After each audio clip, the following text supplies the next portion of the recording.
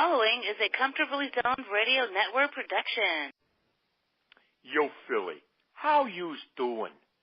Welcome to Philadelphia Baseball, past, present, and personal. I'm Bill Kashatus, your host on the Comfortably Zoned Radio Network. With the hot stove season upon us and the Phillies admittedly willing to spend a stupid amount of money on the free agent market, fans are eager to see if General Manager Matt Klentak can land shortstop Manny Machado or outfielder Bryce Harper, or even both. Since super agents Scott Boras and Dan Lozano represent Harper and Machado respectively, the bidding will start at about $300 million, which is a stupid amount of money for any one player, and will be close as several other teams are rumored to be in the hunt, including the New York Yankees and the Mets. To help us make sense of the crazy spending on the free agent market, as well as how baseball agents negotiate, is my guest, Ron Shapiro. USA Today once referred to Shapiro as one of baseball's most respected agent attorneys, and the Sporting News recognized him as one of the 100 most powerful people in sports. Over the last 43 years, Ron's list of clients included more Hall of Famers than any other agent, including Cal Ripken Jr., Jim Palmer, Brooks Robinson, Kirby Puckett, and Eddie Murray, and 2009 AL MVP Joe Mauer. Unfortunately, Mauer, who recently announced his retirement, was Ron's last MLB client, as he plans to concentrate on his passion of international conflict resolution, bringing together Arab and Jewish young people in the Middle East and Catholics and Protestants in Northern Ireland, working with youth organizations such as Peace Players International. A native Philadelphian and distinguished graduate of Haverford College and Harvard Law School, Ron has negotiated agreements in the corporate, government, and nonprofit sectors as well. He is also the author of several books, including The Power of Nice, How to Negotiate So Everyone Wins, Bullies, Tyrants, and Impossible People, How to Beat Them Without Joining Them, and Dare to Prepare, How to Win Before You Begin. Ron's books have appeared on the bestseller list of the New York Times, the Wall Street Journal, and Business Week magazine. Ron, welcome to the podcast. It is my privilege to have you. Bill, good to be with you today. Ron, let's begin with your background. When folks in the baseball world see your name, they immediately make the relationship to your work in player negotiations, which is truly impressive. But you did not begin your career that way. You entered the legal profession in order to further the cause of social justice. And I understand that you were inspired by the tragic assassination of the Reverend Dr. Martin Luther King Jr. in April of 1968. Tell us how you began your legal career.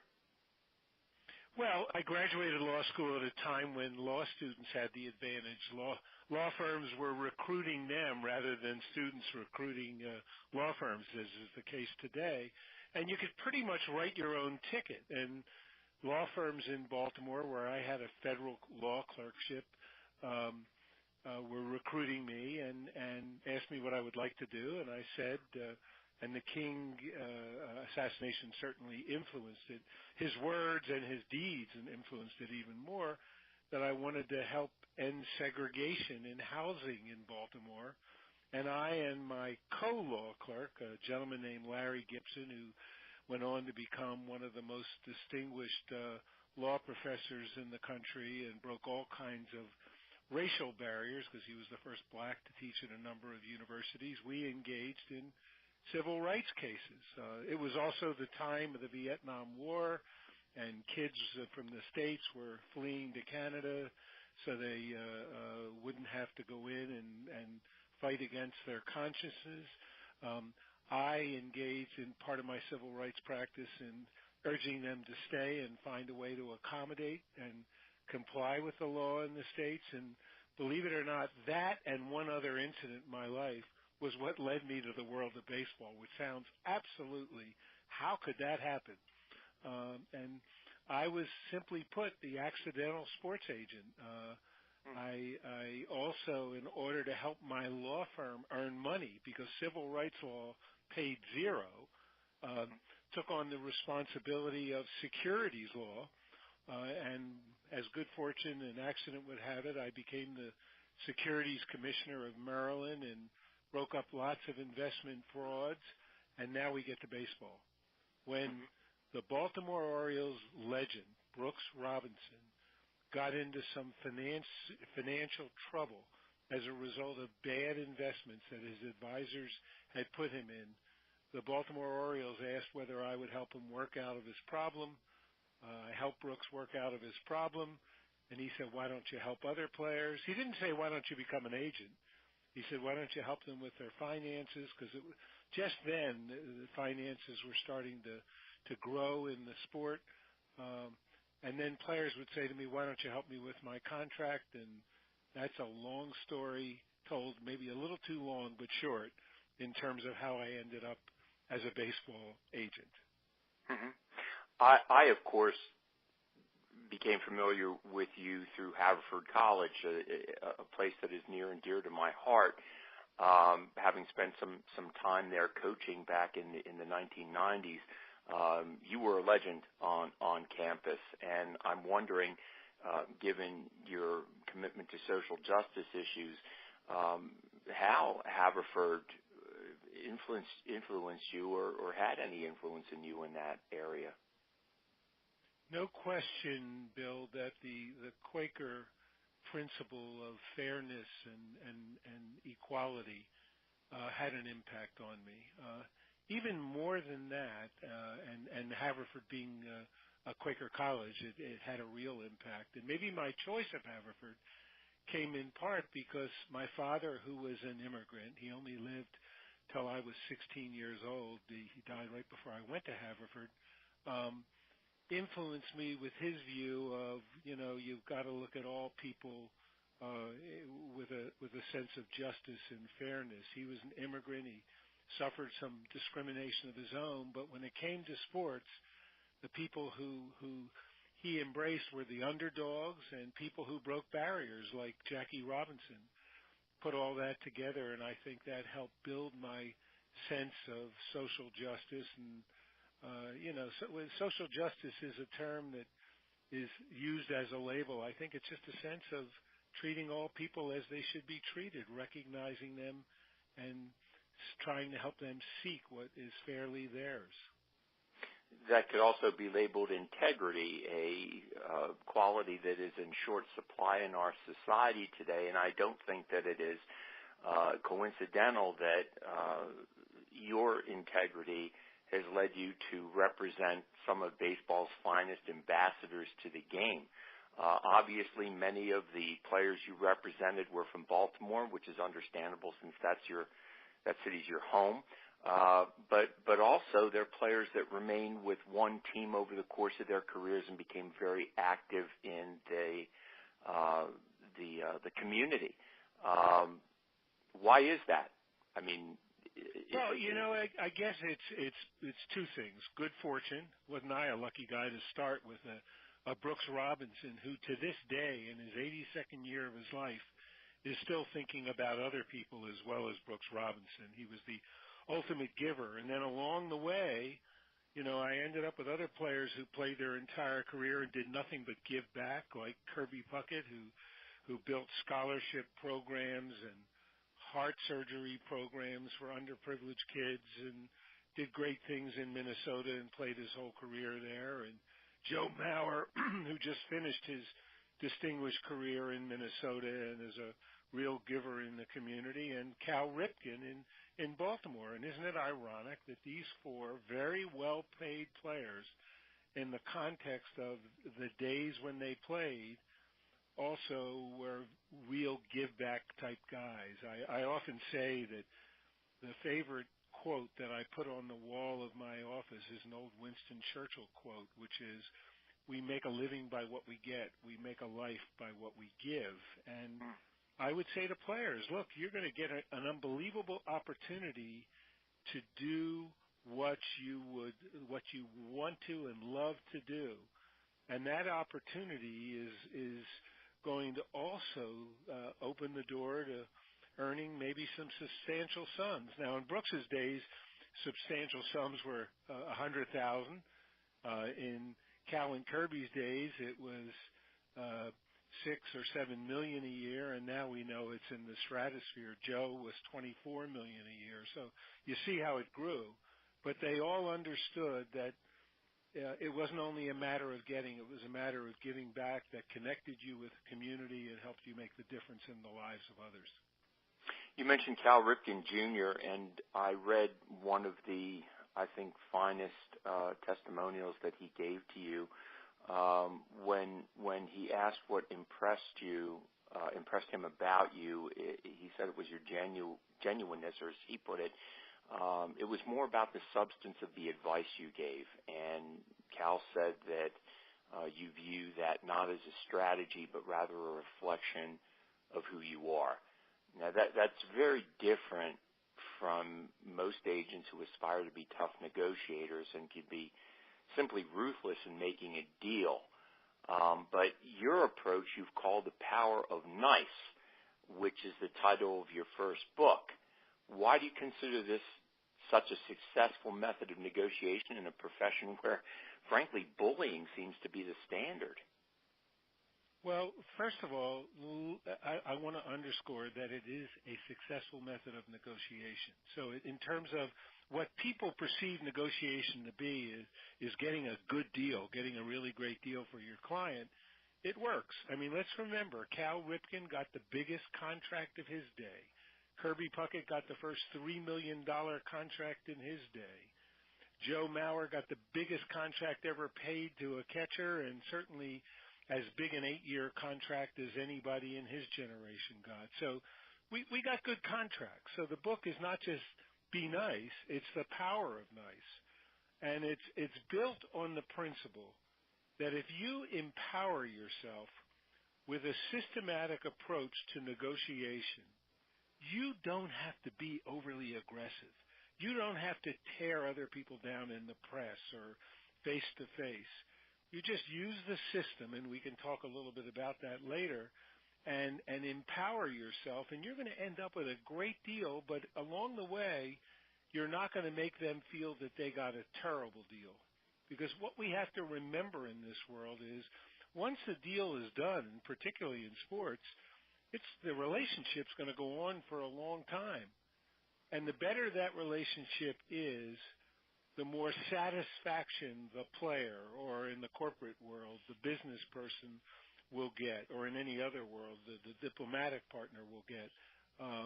And you'll work together to accomplish common goals. Mm-hmm. Now, you've already talked about the importance of building relationships, which is a key negotiating tip, but you've mentioned others in your various books, starting with the 3 Ps, the prepare, probe, and propose. You've talked about neutralizing, thinking about mutual gains, and how to perfect your pitch. Ron, I was wondering if you could just kind of summarize those principles for us. Well, let me start with all the principles of negotiation, or what I call the systematic steps of negotiation. And by the way, Bill, I don't build 20 different ways to be a better negotiator. There are maybe 3, 4, 5 simple steps. And if you follow them systematically, you're not only going to end up with a good deal, you're going to end up with a good relationship. So I know I mentioned it already, but relationships are so important. The longer you live, the more you understand how they pay off, and in the sports world, how they pay off in the context of community, things that you do going forward. But how you get there are these things you talked about. In The Power of Nice, it's the 3 Ps: prepare, probe, and propose.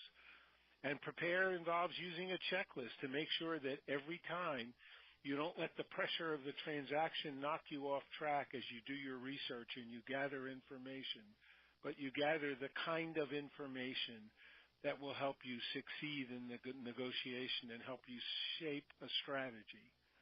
Probe, the second P, is all about, look, it's not about what you say. Everybody thinks it's about how well you say it. I say it's how well you ask questions and listen it. It's all about listening. Get facts from the other side. Get information. Know their interest and needs, and you're going to be able to help make a deal that you wouldn't otherwise make. So it's prepare and probe. And propose is just a series of steps to make proposals most effectively. And that may tie into my last of the 4 books, Perfecting Your Pitch. and I'm a real believer. And now I work with teams in the NBA and sales departments of various sports teams and partnership builders of sports teams, and it's all about scripting. Write it down. Have someone go over what you're going to say. Let it fall on somebody else's ears rather than just having your narrow view of it, and then ultimately deliver it with confidence, and you're amazed at how much further you can get in implementing and accomplishing the goals that you set for a transaction. So you're empowered, and you end up being nice rather than nasty. The beauty of that approach, and you said it spot on at the beginning, was really how you would like to be treated. And this is about human relationships. So this is not just an approach that you use in baseball, dealing with a player contract. You could deal in corporate America. You could deal in international relations as you are now. And that is, that's a wonderful thing to see. I do want to take a hypothetical case, though, because here in Philadelphia we are so fascinated with what the off season may or may not bring us, and that is negotiating to get Manny Machado and or Bryce Harper. Let's take Machado. Let's say you're his agent, you're negotiating his contract with General Manager Matt Klentak of the Phillies. You know the Phillies have a lot of money to spend because of their new television deal and because of Klentak's previous history of limiting the number of multi-year contracts he negotiates. You also know that the Phillies have a desperate need at shortstop, and they need a veteran in that position. How are you going to negotiate Manny Machado to the Phillies, especially given his rather... It's a loaded... I'm sorry, Bill, you were going to say especially... Given his rather controversial postseason play. Yeah. Well, the question really is would I have ended up with him as my client at that point in time? Because frankly, and I don't want to be a critic of Manny Machado because I do not know whether everything that has been written is necessarily true. I do not know the man's character or what he really is as a human being. He's obviously made a few mistakes publicly, and they have been blown up to depict him as a selfish person. He may not be. I watched him play in Baltimore for years and said, wow, that's the ultimate player. I mean, he's out there. He can do it all. So, again, I want to be careful. But if I had him at this stage, if he were still with me at this stage, I'd say, Manny, let's sit down and let's talk about this because you're about to embark on an opportunity that very few people have in sports. And, it's time for you to understand that how you treat others is going to be as important as how you play the game ultimately. And I'd have to get his buy-in to that. And then in terms of the Phillies, the presentation, the level of presentation of player impact on the game, and player impact on the box office, and player impact on the television deals, it's all out there. I mean, the best agents can put it together and show that even if you pay him astronomical sums, his financial impact, and we're not just talking about his day-to-day impact on the field, can be tremendous because of if the team's performance improves to a point where it's embraced by the region that supports the team, the television dollars and as the Phillies have experienced recently, and the crowds can increase significantly. And I don't think it would be very hard to negotiate a sizable contract with a team. I think the real challenge is negotiating the internal contract with the player so that he comes into a community with a positive approach to things rather than builds an image of a negative guy. I mean, clearly, Alex Rodriguez benefited the New York Yankees. they did achieve a World Series with him there, but clearly he also negated much of that goodwill and his positive impact with negative things he did. And, those are the kind of things I try to steer Manny away from. I view my role as an agent as being a contract negotiator, number one, but being as a people shaper, a teacher, a guide, and hope that my players can end up with the kind of satisfaction at the end of their career that the Cows and the Brooks and the Joes have ended up with in their careers. So you would essentially use the same approach with Bryce Harper, and so much of this revolves around how the personalities would mesh with you and your style of negotiation, from what I'm hearing, correct? And yes, that's true, and they may not. But I wouldn't be flinching at the size of the dollars per se. And the reason why I wouldn't be flinching is I've been in the corporate world just as I've been in the sports world, and I've seen corporate CEO salaries jump at magnitudes that defy comprehension. Wow. And as compared with the mass of people who work in the corporate world. And I think you see the same thing. Baseball is a business, and it's a big part of the television business. And by the way, it's one of the last products on TV, sports are, that people don't DVR. They don't DVR the commercials out because they want to see the games in real time. That's right. So that it means it's one of the few places that a buy can be made for advertising, and your commercial may be seen. So the value is enormous, and the rights fees are gigantic, and the player salaries grow with them. Mm-hmm. Now, I would be wrong not to ask you this question because you grew up in the Philadelphia area. You went to Cheltenham High School. You went to Haverford College. My assumption is that you grew up a Phillies fan. Is that correct?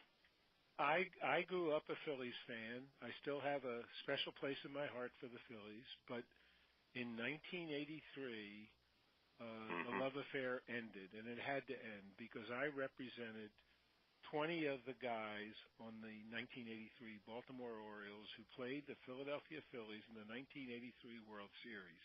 Mm-hmm. And I was going to cheer for my guys. That's I right. already lived in Baltimore for a while, and so my love affair had to come to a temporary end because I was purely an Orioles fan and a fan of my players on the Orioles.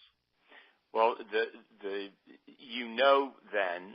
the working class reputation of our fans in this city. Eagles are probably number one in terms of that fan base, but the Phillies are second. And Harper and Machado, what would you tell them coming to a city like this? If in fact they do sign, what are they going to have to do to win over this base? Because whoever comes is going. I would tell them that they're going to win them over by great play and being men of decent character, investing in the community, giving back, engaging in. There's only so much time they have, but pick community causes that are visible and show that they care about the community. It's amazing how bonds can be built between a community and a player based on the performance of the player and the player being willing to connect. I love Philadelphia. I dreamed of my son Mark going there. He's the CEO of the Toronto Blue Jays, but my good friend Andy McPhail ended up there, and he's a wonderful guy who I appreciate deeply. And I think that everybody says Philly fans are tough and Philly fans are working class. Philly fans are great. All you have to do is perform for them and show them that you care a little. And that would be my message. And I would say to Bryce or to Manny, if you get off track there, I'm going to let you know. I mean, I'm a Philadelphian. I'm a Philly kid. And you're not going to mess up this relationship. And I do think, I don't know Bryce Harper well enough, but I've watched Manny. I think Manny can pull that off with some real guidance and caring. Mm-hmm. Maybe you could just allay our concerns about one thing. We look at Machado and Harper's backgrounds in Baltimore and Washington, respectively, and at various times they had the talent around them. Those teams didn't win anything. And we're talking about a player who is going to be the face of the organization if they come here. And there are concerns, are we going to win anything with these guys, or are we going to divide the clubhouse? I don't think that the Baltimore clubhouse was divided very much because of Manny Machado. And I'm not close enough to the Bryce Harper situation to really give you an answer on that. But I also think that one player does not make a championship. And I have enough confidence in the Phillies leadership and the Phillies organization that if they make the investment, they're making it because they have a sense of having built a team around that player that can help lead to a championship. And I don't think Manny's going to be divisive in that sense of the word. But it's going to take a good heart-to-heart talk with the Phillies before he signs, and they're satisfying themselves that he and his representatives are committed to that. And he can be a difference maker, but he's not the key in and of itself to the success of the team. All the components have to come together, but he certainly adds to the likelihood of success. I do want to ask you one last question, and it deals with your future. Since 1995, when you established the Shapiro Negotiations Institute, which offers negotiation training for people around the world, you've become very involved with organizations that seek peaceful resolutions to conflicts in South Africa, Northern Ireland, and the Middle East. Tell us a little bit about these involvements and where you see yourself going in the next 5 to 10 years. Well, I'll dabble in sports. Let's start there, and then I'll move into that. I work with some NBA teams because I'd never represented players there, and train them in negotiations and deal coach them. And I work with front offices in various sports to help them build revenue. So I'll stay professionally engaged. But look, my mission in life now is I've had the opportunity to learn and earn, and now it's to give.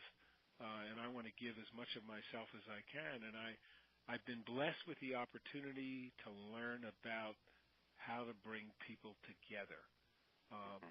I work with Peace Players International in the Middle East with Arab and Jewish kids and basketball and other sports to bring them together in Northern Ireland and Cyprus and other places through Peace Players International, and it's very satisfying. I went to Oslo last year and talked to law students from all over the world about how to be successful negotiators and how to bring people together. And I've been blessed. The blessings are many. And now I think it's my responsibility to use the talents I've been allowed to develop. Not the smartest guy in the world, but I've worked at it, to inspire others to bring people together. We live in a country now where we have found ways to move apart. So I want to focus on my own country as well and find ways to bring people together. And that's bigger than business. That's bigger than baseball. That's bigger than any responsibility I've had. But I have to tell you, I love doing it, and I feel tremendous satisfaction from working at it. Ron, you seem to represent the 4 principles that I have always looked at for success in life and personal reward and meaning in life, and that is passion, talent, selflessness, and discipline. And you seem to have all of them, and they're not just qualities I try to use with the kids and the teams that I coach, but also on how to build a life. And you have built a very, very valuable and meaningful one, and we're so lucky that you've been in Major League Baseball because it has restored some integrity. Your involvements have restored some integrity to the game. We've been speaking with Ron Shapiro, one of MLB's most respected player agents. Ron has written several books on the art of negotiation, all of which can be found on Amazon.com, and they include The Power of Nice, How to Negotiate So Everyone Wins, Bullies, Tyrants, and Impossible People, How to Beat Them Without Joining Them, and Dare to Prepare, How to Win Before You Begin. Ron, thanks so much for being with us. I really appreciate it. Bill, it's been my pleasure to come back to Philly. And thank you for Philly fans for tuning in. See you next week for another podcast of Philadelphia baseball, past, present, and personal. This is Bill Kashatus rounding third and heading home on the Comfortably Zoned Radio Network. The proceeding was a Comfortably Zoned Radio Network production. Thank you for listening.